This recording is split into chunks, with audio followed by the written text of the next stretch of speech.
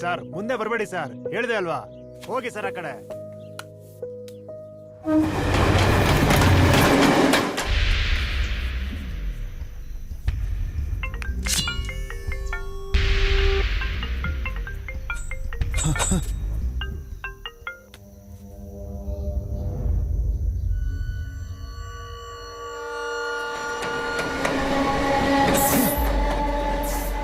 ಈ ಮಚ್ ತೆಗಿಯೋ ಅವಶ್ಯಕತೆನೇ ಇಲ್ಲ. ಅದನ್ನ ತೆಗಿಬೇಕಾ ಬೇಡವಾ ಅಂತ ನೀವೇ ಅಲ್ವಾ ಸರ್ ಡಿಸೈಡ್ ಮಾಡೋದು?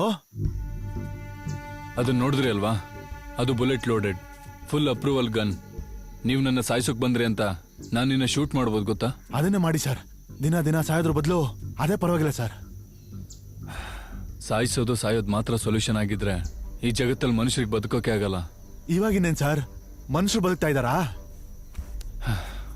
ಚೆನ್ನಾಗೇ ಮಾತಾಡ್ತೀರಾ. ಯಾಕೆ ವೈಲೆನ್ಸ್? ಕೂಗ್ ಹೇಳಿದ್ರೆ ಎಲ್ಲಿ ಸರ್ ಕೇಳ್ತೀರಾ?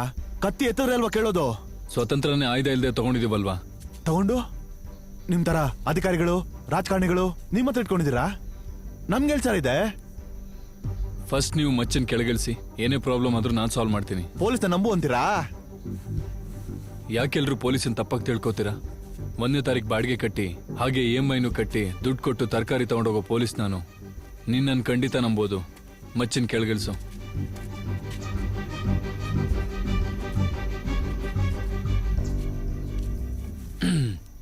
ಅನಿತಾ ಚೆನ್ನಾಗಿ ಓದ್ತಾಳಲ್ವಾ? ತಾಯಿ ಬೇರೆ ಇಲ್ಲ.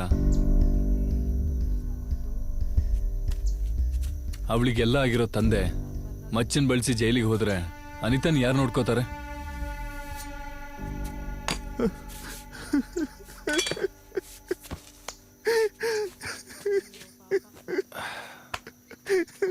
ಅರವಿಂದ್,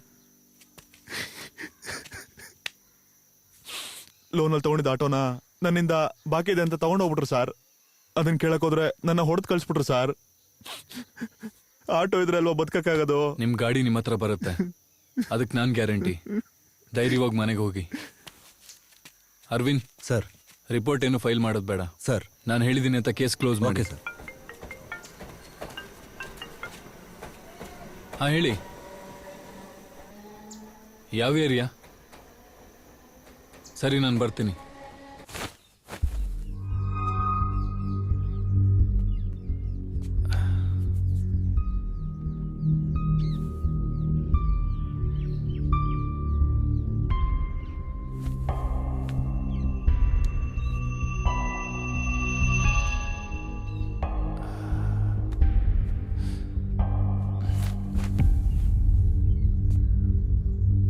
ಪ್ರೆಸ್ ಬರೋ ಮುಂಚೆ ಮೊದಲು ಕ್ಲಿಯರ್ ಮಾಡಿ. Okay sir.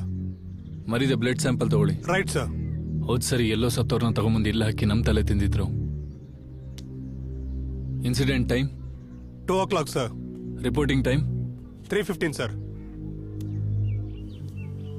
ಮತ್ತೆ ಟೀಮ್ಗೆ ಫೋನ್ ಮಾಡಿ. Okay sir.